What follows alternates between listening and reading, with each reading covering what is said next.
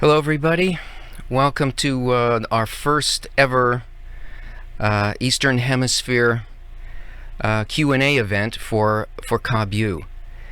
This is exciting for us because now the interest and the desire for knowing Kabbalah, studying it, feeling the higher reality and Kabbalah as an entry to that has reached around the world. And I want to tell you that we have friends studying with us from, and this sounds like a poem to me, from all these places, from India, Singapore, Japan, Philippines, Nigeria, Pakistan, South Africa, Bangladesh, Ghana, Kenya, Zambia, Ivory Coast, Brazil, Mexico, Argentina, Venezuela, Lebanon, Malaysia, Peru, Angola, Burkina Faso, El Salvador, Ethiopia, Liberia, Nepal, Romania, Serbia, Cameroon, Colombia, Egypt, Indonesia, Iraq, Italy, Mauritius, Morocco, Myanmar, Suriname, Tanzania, Zimbabwe, Afghanistan, Albania, Algeria, Belgium, Belize, Bolivia, Bosnia and Herzegovina, Bulgaria, China, Croatia, Ecuador, Hungary, Ireland, Kosovo, Macedonia, Malawi, Mongolia, yes, Mozambique, Nicaragua, Oman, West Bank, Portugal, Somalia, Sri Lanka, Swaziland. In other words, hands are joined around the world and hearts are joined around the world. In order for this to work as well as it can and should, it's really important that you're not just a bystander, but that you turn your cameras on. Because when your camera is on, I can see you, I can feel you, and we're in an actual conversation with each other. And a lot of getting an answer to questions that you have has got to do with the feeling of the need. You will bring the need for answers from your own heart, but you'll also receive that from the other people who are with you. Very often, there are questions that we have that we can't even pose within ourselves. And you find that somebody else will ask a question that was exactly on that point that we couldn't express. So the more that we can feel each other and see each other, the more that connection of desire expands in us. So let me give you a bit of context as to what we're going to do. I mean, what we're going to do not only today, but what you're doing in the process that you're in, and give you some bearings as to where you are.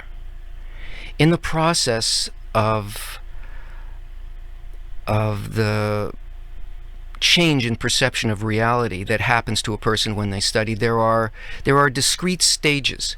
Right now, you're in the stage of learning the fundamentals. Well, where is that on the map to spiritual perception?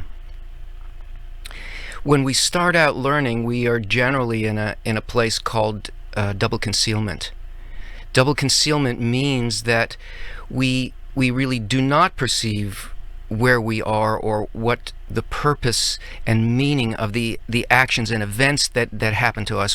What are they?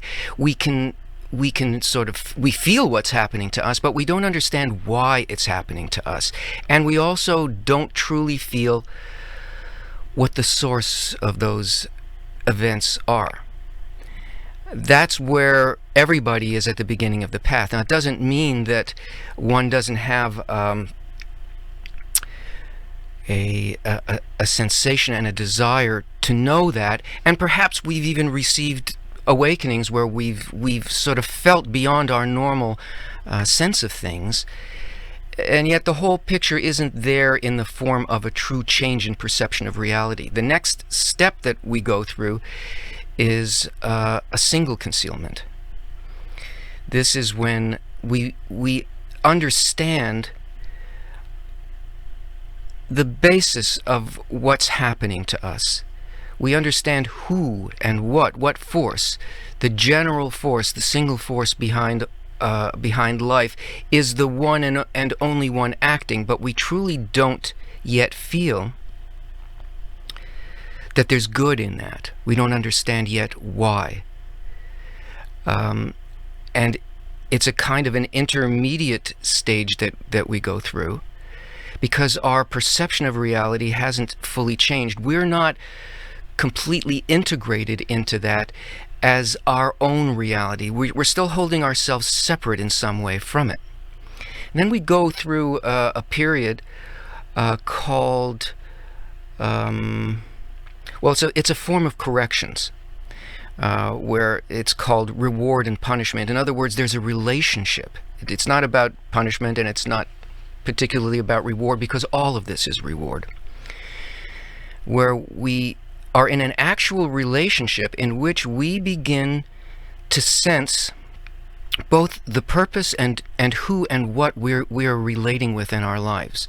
We begin to feel that through our actions and the events that occur, we are intimately involved with the underlying essential force of life, with the general law of the universe, with what we call the Creator.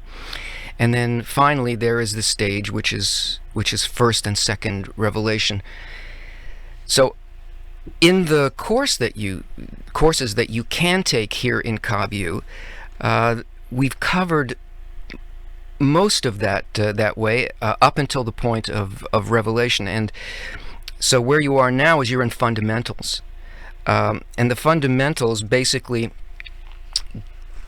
teach a person how to undo a lot of the thinking that we have, all the preconceptions. We begin to understand what it is that is actually driving things. Not that we experience it that way, but the concepts themselves begin to change the way that we think. We're starting to get out of this double concealment and understand somewhat in our heart, but especially in our reason, how things really unfold. And we begin to see the difference between what we used to think and perceive and what we now think and perceive. And particularly we start to see the difference between this way of perception and the general way of perception in the world. And both Kabbalah Revealed 1 and 2 cover this. But there's also an intermediate step which is made up of the Kabbalah experience and Kabbalah in action, which covers this second step, which is single concealment. Why? Because we begin to learn about the actual methodology. We begin to learn about it, and we begin to taste it a bit, and this brings us into an engagement with that force in a conscious way. Also, it takes us out of our separation, where we're only dealing with our own learning and advancement, and we begin to see what the methodology is in relationship to others, which actually is, after we've prepared our own sort of mechanism and perception, we then go into the fuller mechanism of reality, and we begin to engage not just alone but with others, and we begin to see, this is how the system works. And this happens by being exposed to source texts and also to working with others. And then finally, KABU provides a graduate environment in which we learn technical studies, which is that we begin to see maps of our inner emotional structure and how the entire system works. We get a plan and a map of this, and this becomes the beginning of the real work, where we can go from there. We become true Kabbalist students. We become Kabbalists, and we can then begin to climb the ladder. We have the opportunity there for a complete change of perception of reality, for a complete engagement with the system, and the beginnings of really seeing. Revelation simply means that we live fully in that. So what I'd like to do now is show you something that kind of covers the general approach of what this is all about, and after that we'll come back and we'll get to your questions.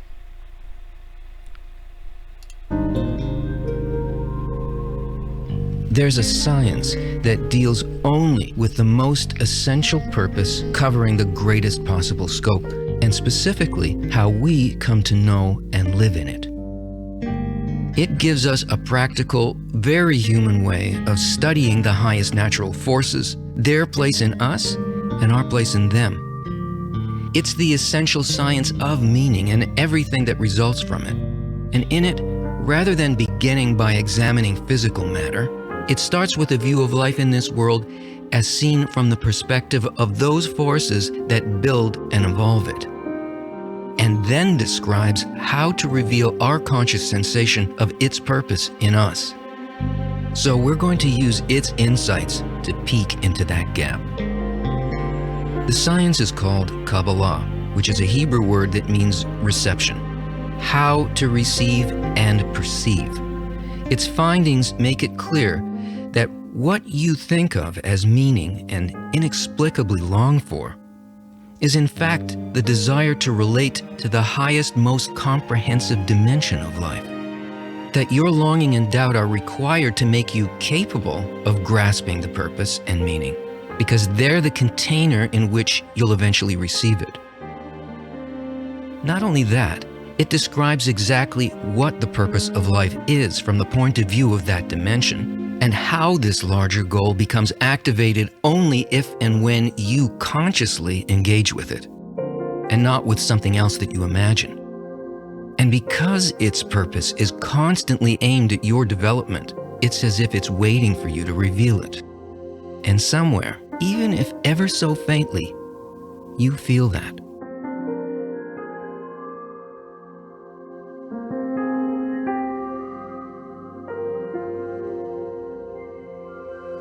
There is a single cause, an impetus underlying, unfolding everything that ever happens.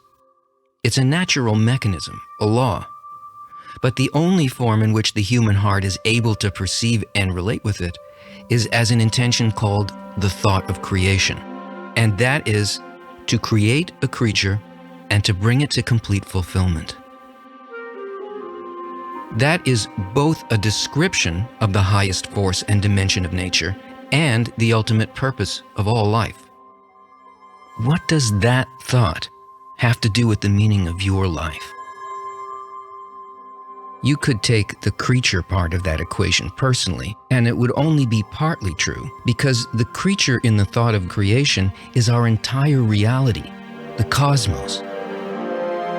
Every object in it, all its cascading, lesser, non-physical forces and dimensions, everything and anything outside of that intention is the creature.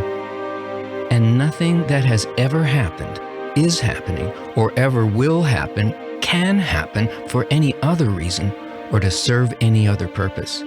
So no matter how events may feel to us, we're always held, nurtured, and evolved by the action of an unwavering force of giving. A constant, unperceived positive influence that's the very essence of meaning. So in the first place, you're already in all of this, and all of this is already in you.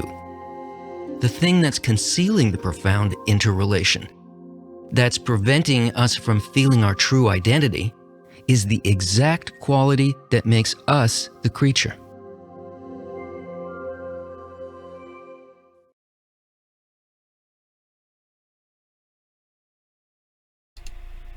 Okay, let's get to the questions. I have a question here already from Thomas on YouTube, and he's asking, if I reveal my soul in this life, will I live in it after I die, or will I keep reincarnating?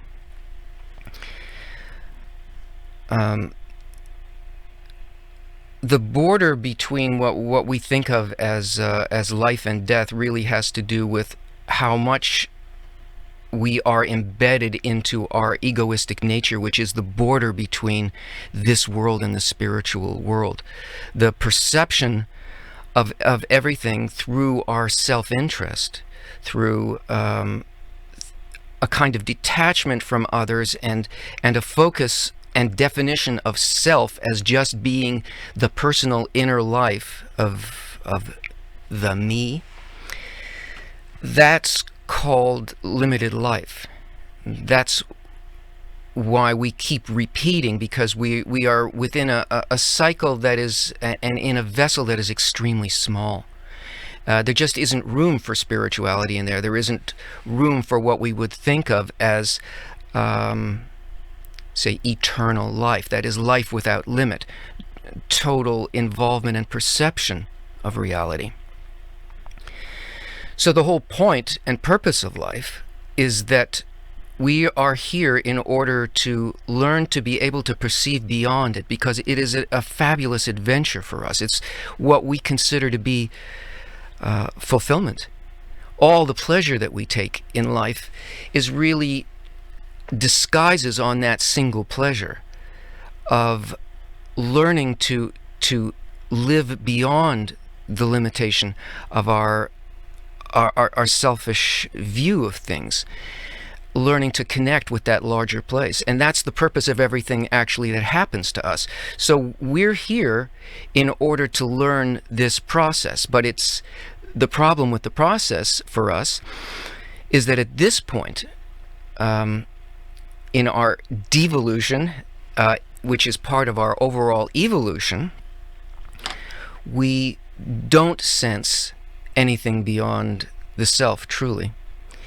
And in fact, we were created in such a way that to begin with, we don't. Our basic nature makes it so that in order to feel that and to be able to evolve to the fulfillment of the purpose of life, it has to be done above our nature. So that's what Kabbalah is about. Kabbalah teaches a person a methodology that allows us to not do away with our nature, but to be able to function above our nature as well as within our nature. And that is called the discovery of the soul, as you put it.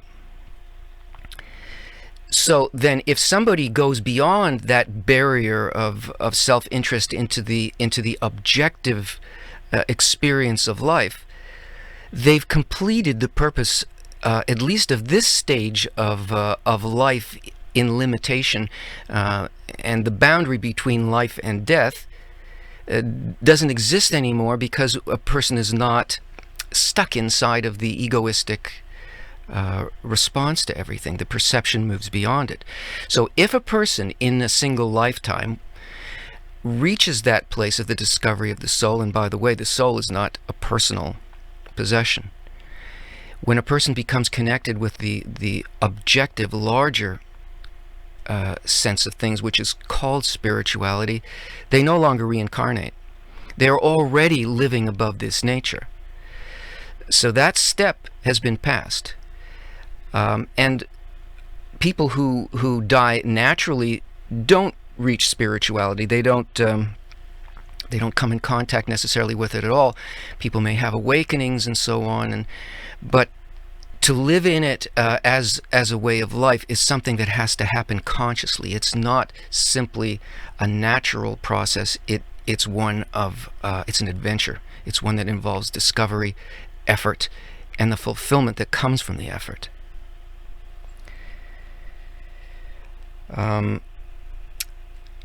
Another question here. I have a question from Magdalena on Zoom.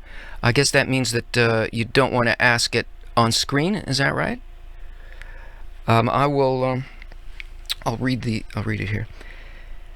Do you have any practical advice on solving conflicts and difficulties with other people to achieve mutual love?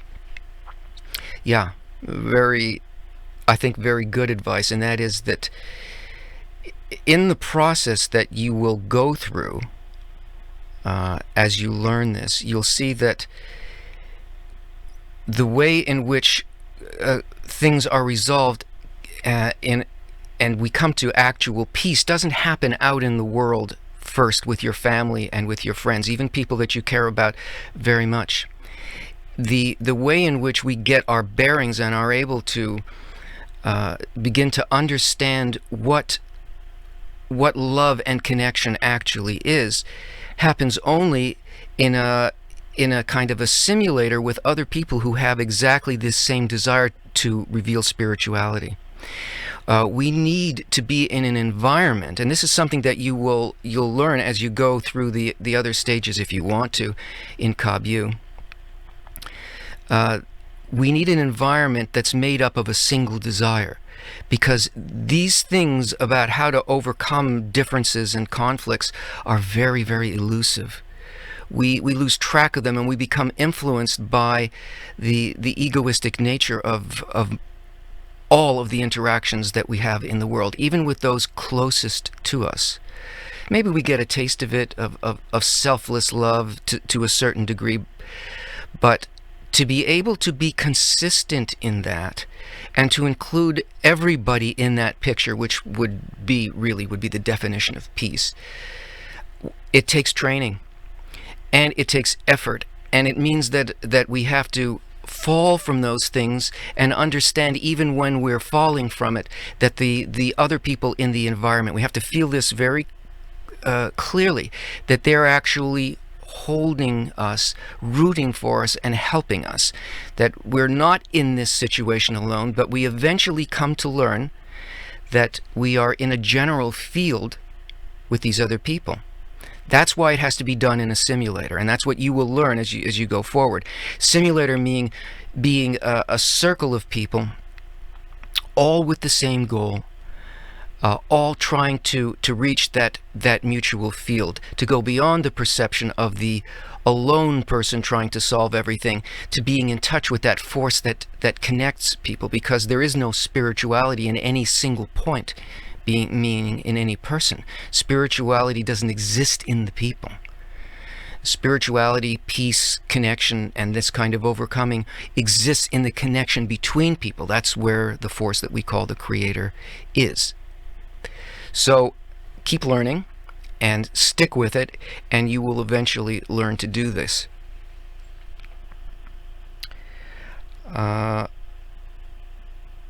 From Shelley, do our close personal relationships show us our own internal corrections that need to be made, and do our more global relationships, politics and media, show us the collective correction that needs to be made?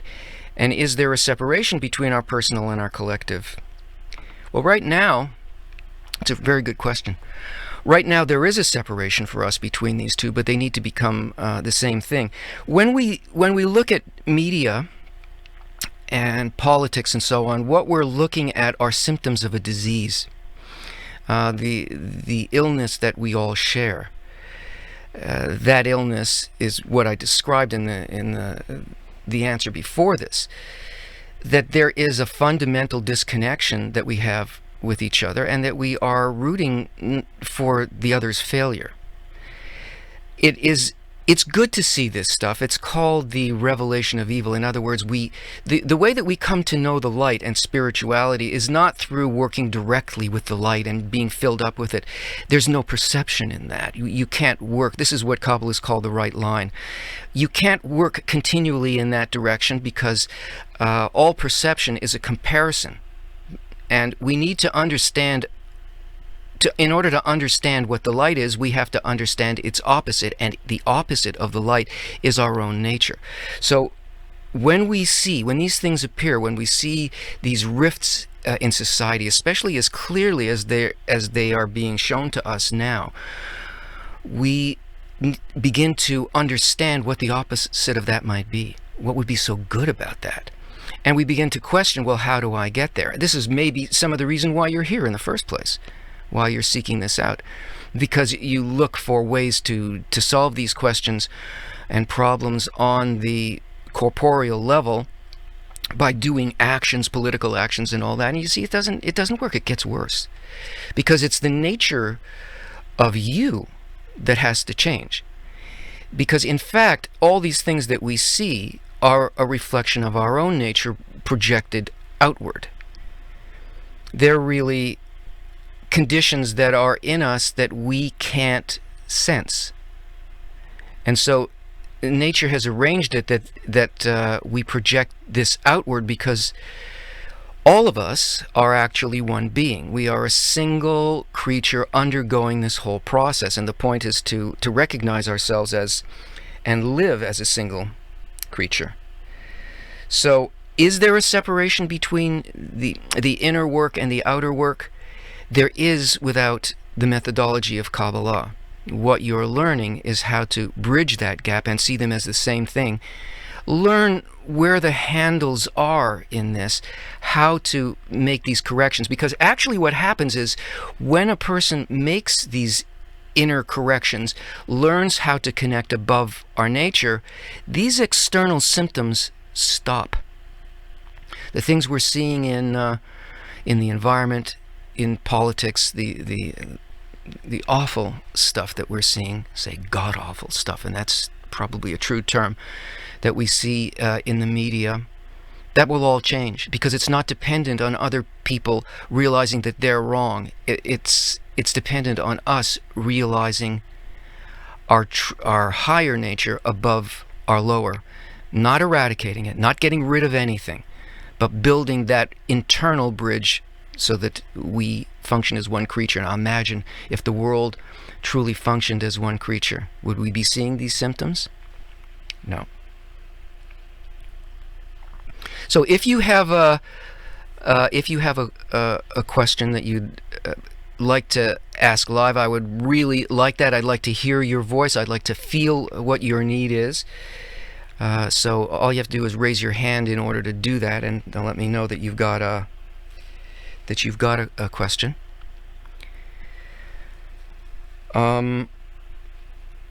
Let's go to from Zoom. Becky is asking, and please turn your cameras on. If you're a student, turn your camera on. When I see your face, I can feel better what you need. Does practicing Kabbalah take you beyond your previous spiritual practices? For instance, are you still an observant Jew, or have you gone beyond that? Are you're directing that question? That's a personal question to me. Am I still an observant Jew? Everything that we go through in coming to the path of truth is necessary. It's a cumulative process. There's nothing in our past and in our experience that isn't useful to us, because each step that doesn't fulfill creates the need for the step that will. And it doesn't mean that these things, it depends on what they are. If we're talking about spiritual practice, then there are things that are spiritual paths, and there are things that are not spiritual paths. That is, there are things that will put us in touch with the true reality, and things that won't. They will bring us along to a certain degree, but don't take us the whole way. Now, here's the fundamental difference, say, between Eastern paths and the path of Kabbalah. And that is that there is no abstraction of the person from any part of reality in Kabbalah. So if a person, but there is such a thing in certain Eastern paths and so on, that meditation and so on takes a person, abstracts them from society and so on. Not that there are not effects here, there are, but depending on the nature of the person who is seeking, the culture that a person comes from, and the nature of the desire that they hold, the point in the heart cannot be satisfied by other paths. The point in the heart understands that it's about personal correction and a complete infusion into reality, and that it has to do with connection, not with disconnection, and not by getting rid of something and not seeing anymore aspects of reality, something that happens in some cases in some forms of meditation, but in complete engagement with it. They're never going to be satisfied. Each new step that a person feels attracted to along the path will eclipse everything that happened before. If a person is in a religion, though, religion is not a spiritual path. Religion is a framework that reflects the idea that there is such a thing as the spiritual level of life, but it tells us to control ourselves, to control the ego, to be a good person, not to do this and to do that. It involves us in the externality, which creates a good society to a certain degree, but doesn't bring a person to spirituality. If a person has that desire and sort of bursts through the roof of the church or the synagogue or the mosque, they will not abandon their tradition because it is a tradition. It's like it's a society, it's a family, there's no reason to do away with it. And it still holds a model which reflects, suggests and reminds us of real spiritual work, but doesn't teach us how to do it.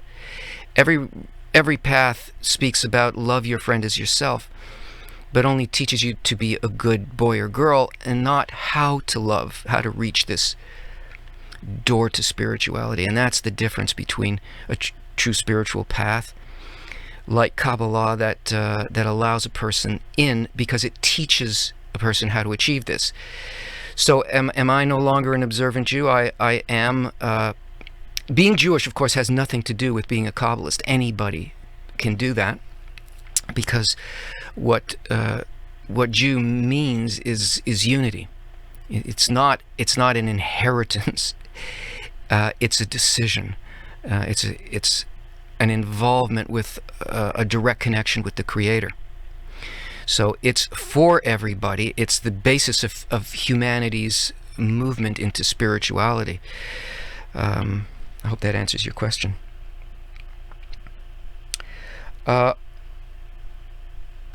Oscar from Sweden. What are your thoughts about anger? The Bible states in James 1:20 that human anger does not produce the righteousness God desires. What are your thoughts on this?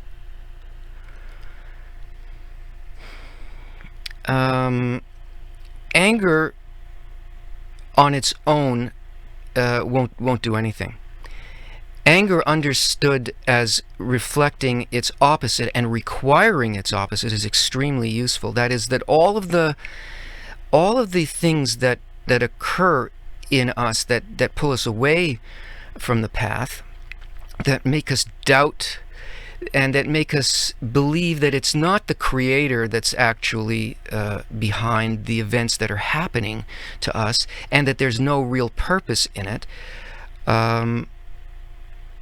That kind of anger really doesn't help us. If we are in a framework in which we understand that all these things that happen create a need in us to find their opposite in the light, and if we understand the methodology of how we use a fall like that, a lack of faith, in order to create a prayer in us for the light and for the need for connection with others, then it's very useful. There's nothing in reality that is not useful. It's just that if we separate good and bad in our perception as though they weren't all happening for good, then we are disconnected from what the Bible actually ultimately means as faith. Faith is not just a raw belief in something without reason.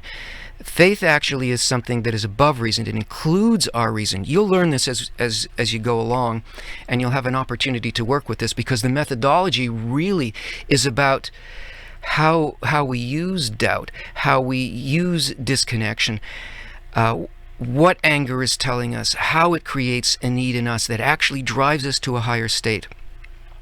Because what happens to people a lot is that they have a crisis of faith. Just because something appears that disconnects us, they think that they say God has abandoned them, right? But the methodology shows us how these falls are actually, movement towards spirituality is not a constant upward action. It is actually a spiraling action. So we will fall down below a baseline, below it, and then we rise up even higher. And then there is a necessary fall that can be expressed in anger or in doubt or in disinterest and detachment, and then it brings us to a higher state. So they're all necessary. So no, it doesn't lead to righteousness, but you need to understand what righteousness is. Righteousness means to justify the actions of the Creator. Anger means that we're cursing the Creator. We're disconnecting from the Creator. To be righteous means to justify everything that occurs as a good action towards us by the Creator, which actually moves us in this spiral and lifts us.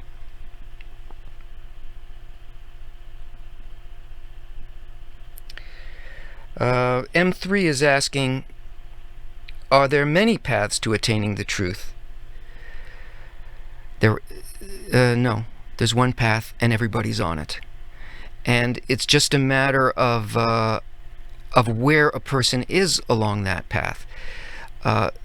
What Kabbalah deals with is really exposing the mechanism, the law of nature. It's not that it is better than, superior to, or different than anything that has led a person to this stage. It's just that it is complete. And that it makes very clear what these laws are, both by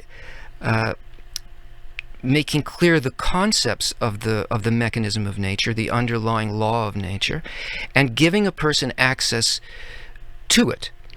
It's not a contradiction to anything else in the path. It's just that in the end, everybody comes to this state. What Kabbalah does is it accelerates this process. Because if the process isn't accelerated, and we just go with whatever we pick up along the path, or with what little we may receive from our individual religions and so on. I'm speaking to you, to a person with a point in the heart that feels that there's more than this. If a person settles for that, then there's a lot of suffering that goes along with it. Kabbalah is just understanding the structure of nature, how to speed it up, and to complete the process and everything that you've been given, whether you were born into a particular religion or not. It is common to all paths, but the ultimate path is the same for everyone.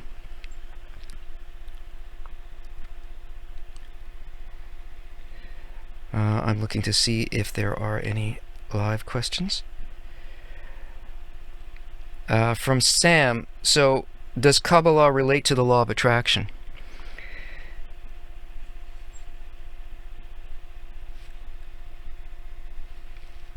Oh, I see that there's some kind of disconnection here. Actually, I want you to know that this thing is it's not just me doing this. There's a lot of people working on this. We have friends from all around the world who are helping put this together. And apparently, I'm not in communication with them. We have Vesna, Ruth, Linda, Gilad, Gianni, and Rachel from all over the world, and they're helping put this on. I'm looking actually for the chat in the question page. That's where I'm looking for messages from you. So if you wanna let me know something, please put it in that chat. Okay, we have a live question, so just give me a second here. We'll switch it over.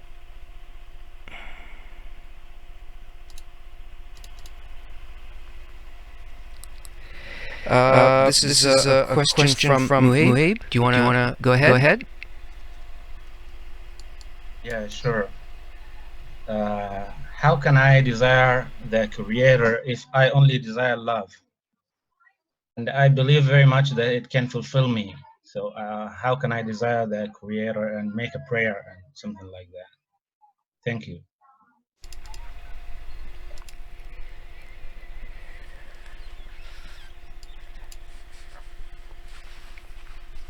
if you only desire love, how can you desire the Creator or feel the Creator?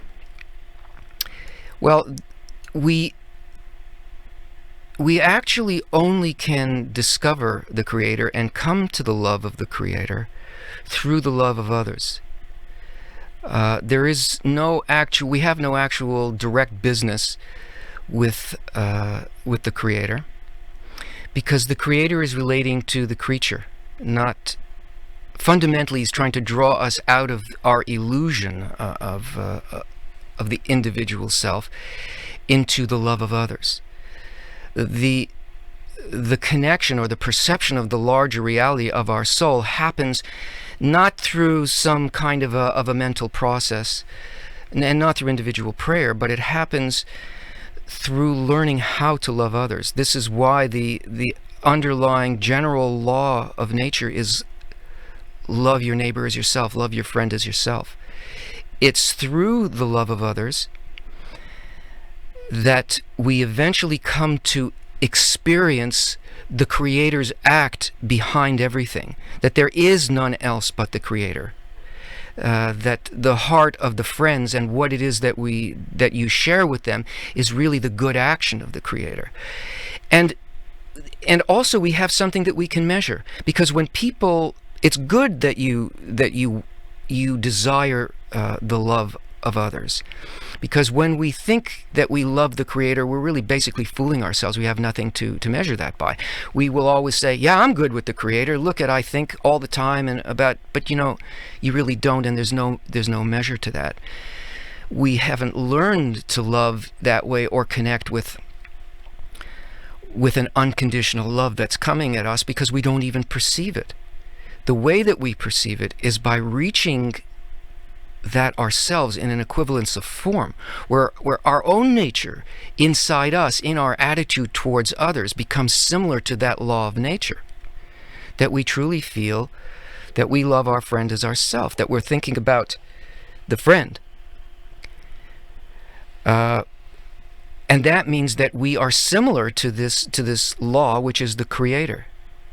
And it's through that love and achieving that love over the differences that we come to this desire to have that sort of sensation in relation to others. And that desire is the Creator's quality. That's actually how the revelation of the Creator appears to us.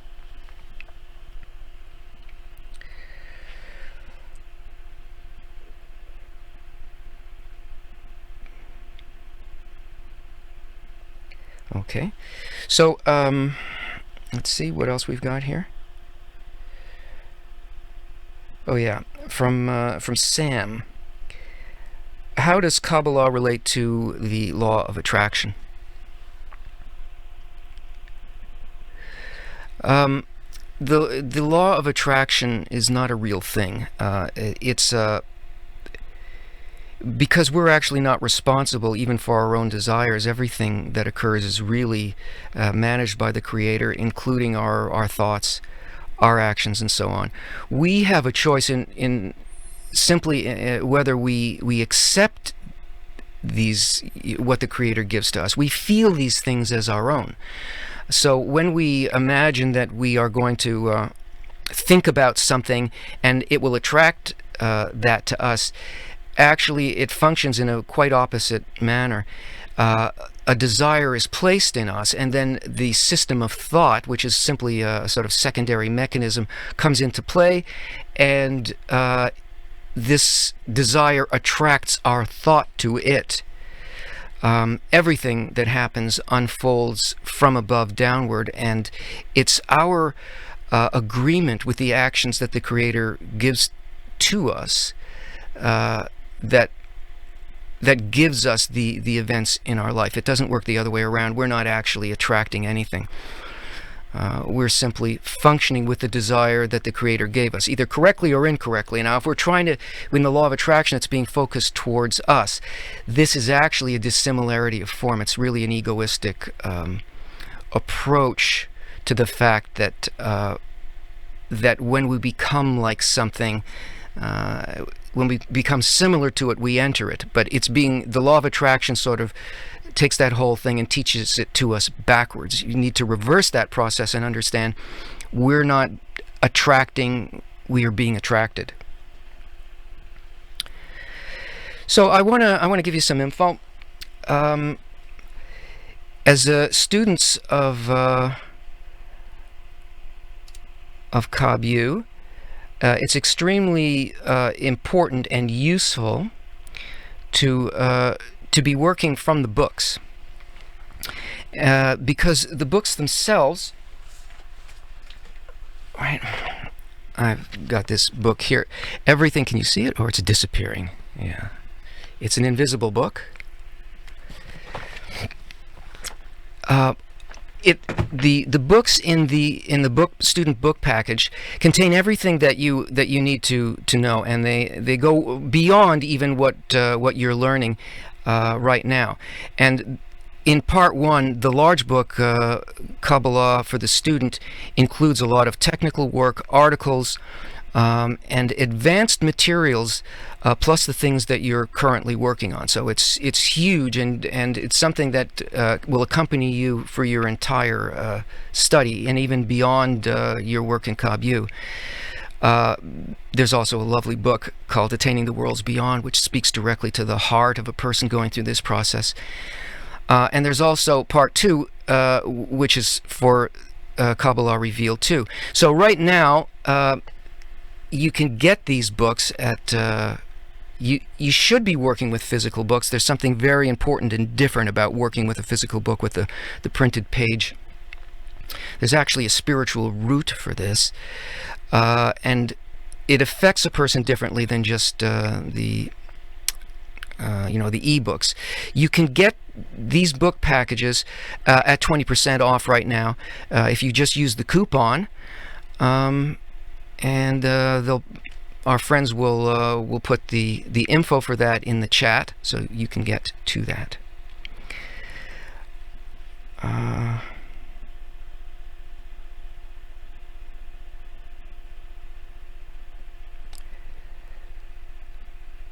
Good. Okay. So one more question.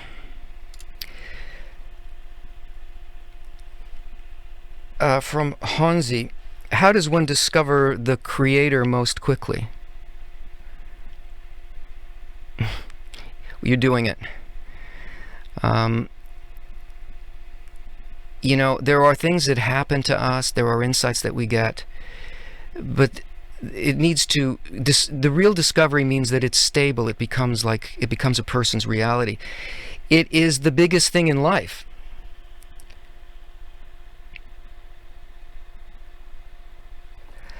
And therefore, it's not going to be some kind of quick self-help thing. It becomes a way of life. So the process that you're in is the process. There really are no shortcuts. But it's not that each step of the way is not fulfilling, useful. Okay, so we have another live question. Let me just get set up.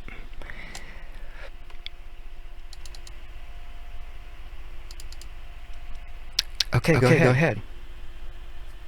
It's me now. All I think so, because I'm not that used with Zoom. So the thing is, I might have many questions, but I'll just put the one which I feel is the most important at the moment.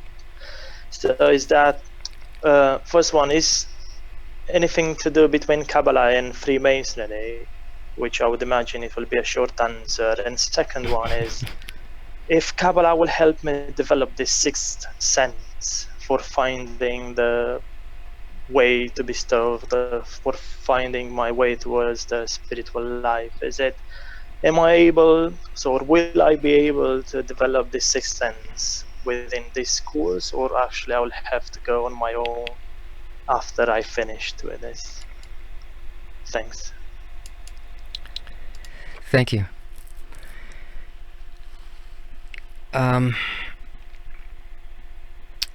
There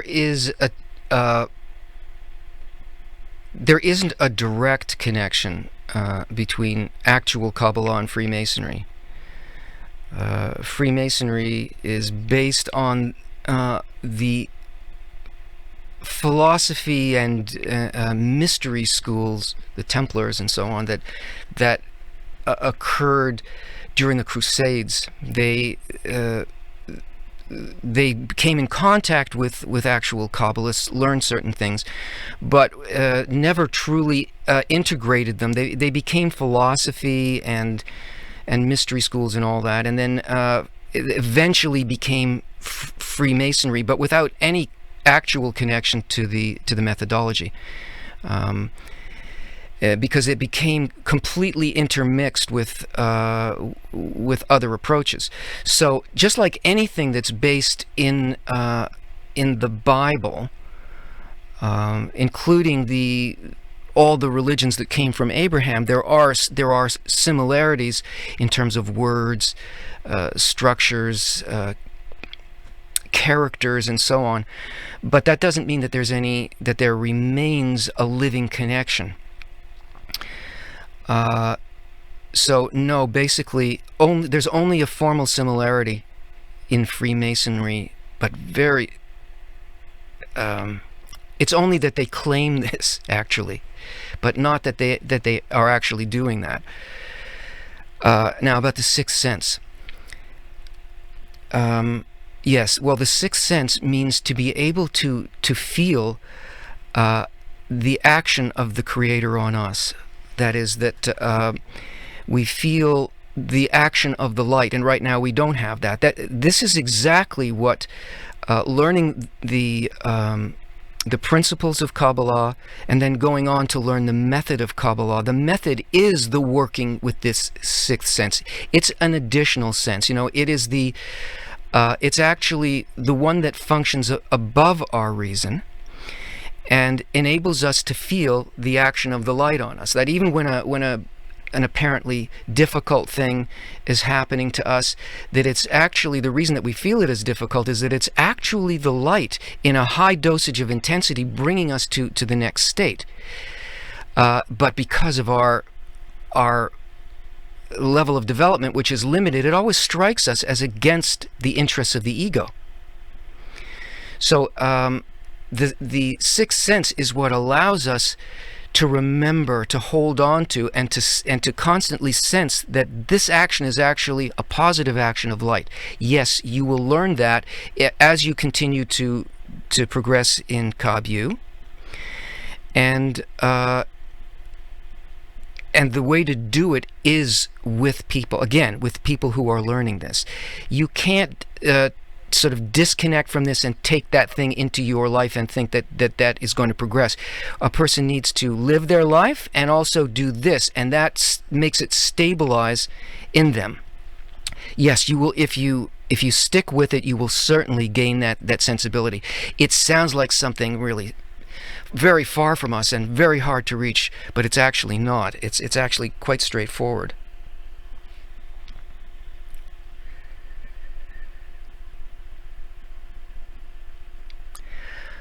Okay, friends, so since we really this is our first Zoom, and we don't have many of you from the East joining us, we're gonna end this soon. There's a few more questions, but we're gonna start wrapping it up.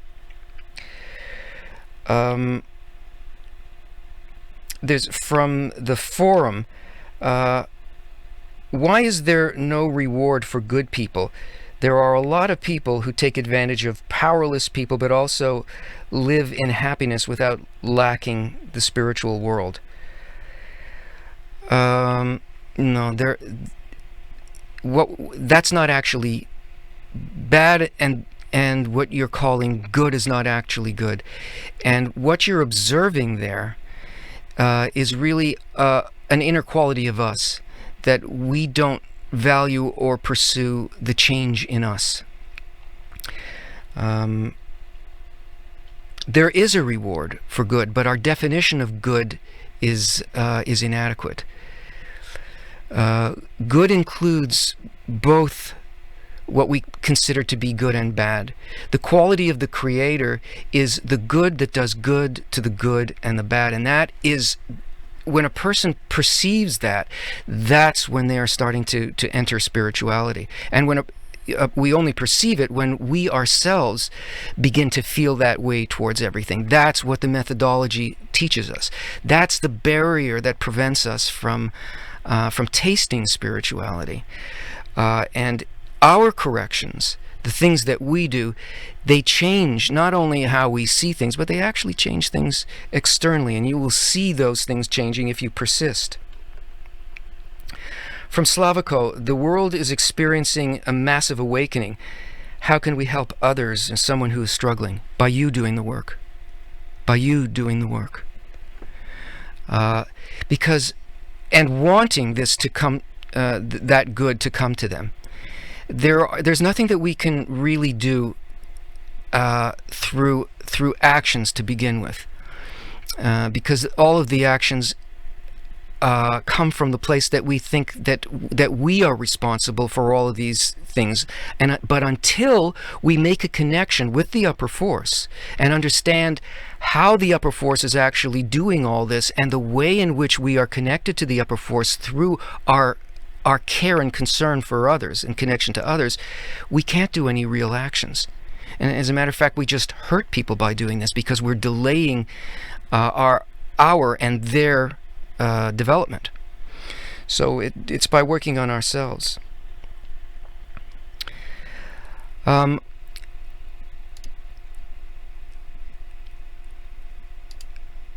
Coming up in this coming September, in North America, in Pennsylvania, we have a retreat, which is a very special event. Now, I'm telling you about this because I know that there are some friends from Europe who are planning to come, and I know that some of you are in the very Far East, and this may not be relevant to you, but we want you to know, just in case this is something that you would like to do. This is a very, very special event, and it's made only for people who are already studying Kabbalah. I mean, the people who come here will all be people who are like you. And what's different about this is that it's an event specifically focused on bringing the concepts down to a practical level. This is 3 days of working with others, only on the practical aspects, learning how to actually do the methodology, living with, sharing with, and being involved in learning and events and experiences that foster, that create a real closeness and bonding between people, a spiritual type of bonding, so that you can begin to work with and get the edges of this sixth sense, that it becomes clear and practical to a person. All these things that we talk about, they seem very far from us, but in a retreat where we're out in the country, where people are bunking together, like in a summer camp where we're working in beautiful nature and constantly with other people, the kinds of friendships and connections that happen there bring what seems very abstract down into a very practical level that we begin to feel in our heart. It is something that turns concept into tools. It's really basically a boot camp that will advance a person incredibly, and it's different from every other type of event, more intense even than our international congresses, because it's so intimate, so focused, and so focused on people who have exactly the same desire, the same need, who are students basically at the same level. And it's a lot of fun. There's a lot of surprises, and you make friendships that turn out to be lifelong friendships. So if you're interested in this right now, you can save $100 off the cost of this, and you can find out about it at retreat.Kabbalah.info. And be very happy to see you there if you can, and you'll meet all of the instructors and people who help out in Kabbalah, and it ought to be a lot of fun.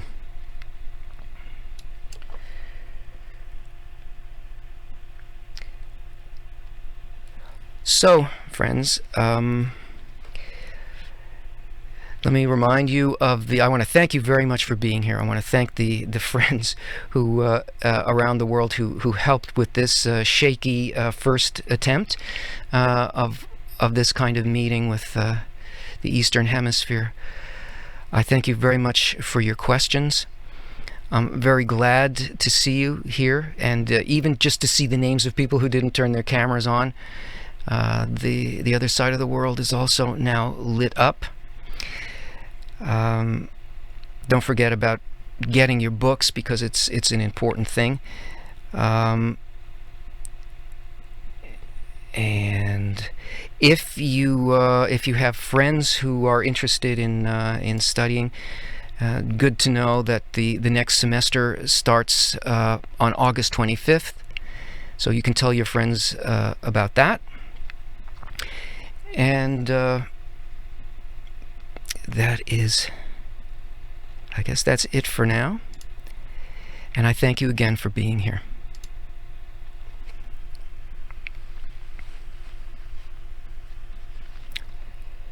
Even you, I'm falling into myself, but I want to draw to you. 'Cause when we can stand together above our frozen hearts, I believe the light will come and we won't stay apart. Seems like I lost my wings, but you made me fly. And if I stop breathing, with you I'll stay alive. 'Cause when we can stand together above our frozen hearts, I'm sure the light will come and make things right. We are the parts of the one-man body. We are the soldiers of the light. We're gonna break these walls together and let the love free our minds. We're gonna burn like fire, fire in the one desire. Love is stronger than the dark side of life. Higher,